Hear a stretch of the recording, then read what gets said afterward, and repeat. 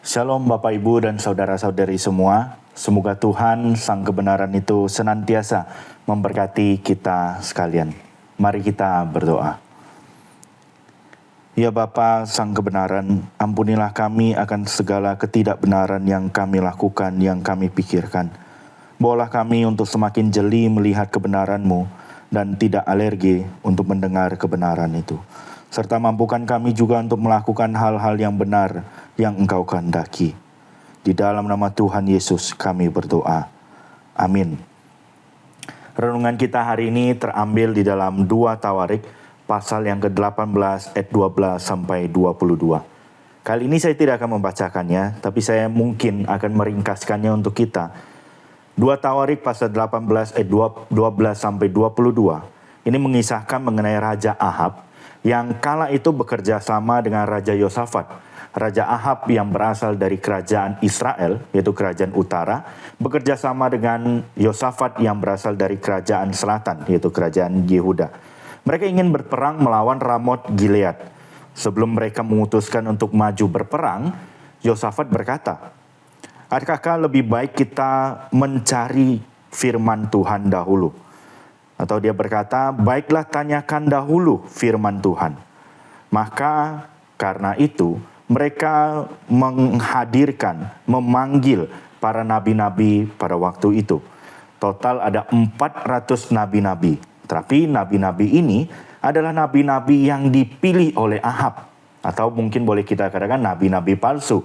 Kenapa? Karena ketika mereka dipilih oleh Ahab, maka nabi-nabi ini hanya akan memperkatakan apa yang menyenangkan hati Ahab. Apa yang menjadi keinginan Ahab untuk didengar. Yang menyenangkan hatinya, yang sedap didengar oleh Ahab. Ketika mereka bertanya, "Apakah kami boleh pergi berperang melawan Ramot Gilead? Atau aku membatalkannya?" Maka 400 nabi-nabi palsu itu berkata, "Majulah, Allah akan menyerahkannya ke dalam tangan raja."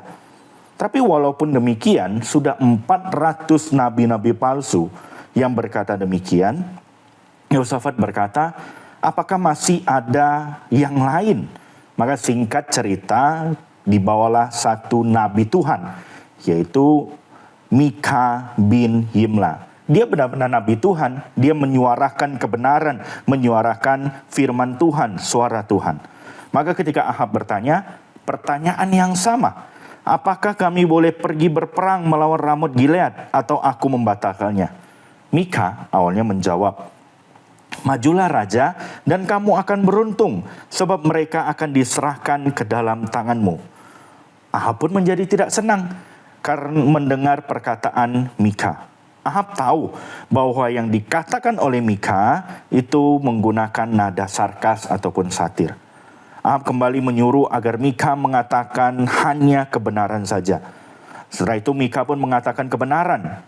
Inti dari perkataan Mika yang adalah kebenaran itu, firman Tuhan itu, bahwa Ahab ketika maju berperang, mereka akan kalah. Mereka akan seperti kambing domba yang tercerai-berai yang tidak mempunyai gembala. Tapi tetap saja, kali ini Ahab juga tidak senang. Dan malah menuduh Mika tidak suka terhadap dirinya, maka Mika menubuatkan hal yang buruk, yaitu malapetaka kepada Ahab. Mari kita berhenti sampai di sini. Apakah kita juga mempunyai telinga yang demikian? Telinga yang alergi dengan kebenaran, telinga yang resisten dengan kebenaran.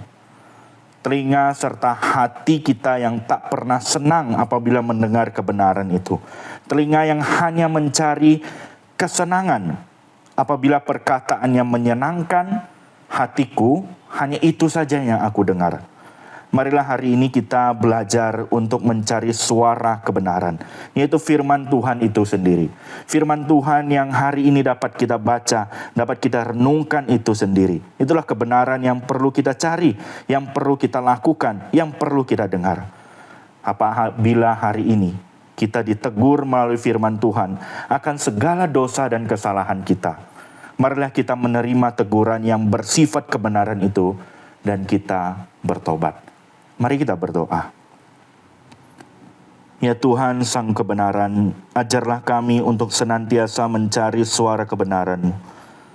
Apabila hari ini kami ditegur, ingatkanlah kami dan ajarlah kami. Bukan hanya kami senang mendengar kebenaran, tetapi kami rindu untuk mencari kebenaran itu. Ajarlah kami, berikanlah hati kami untuk menerimanya. Mungkin tidak mudah untuk kami mendengar segala teguran yang bersifat benar yang daripadamu itu. Tetapi bentuklah kami ya Tuhan seturut kehendak-Mu. Ajarlah kami agar serupa dengan Kristus. Hanya di dalam nama Tuhan Yesus Kristus kami berdoa. Amin.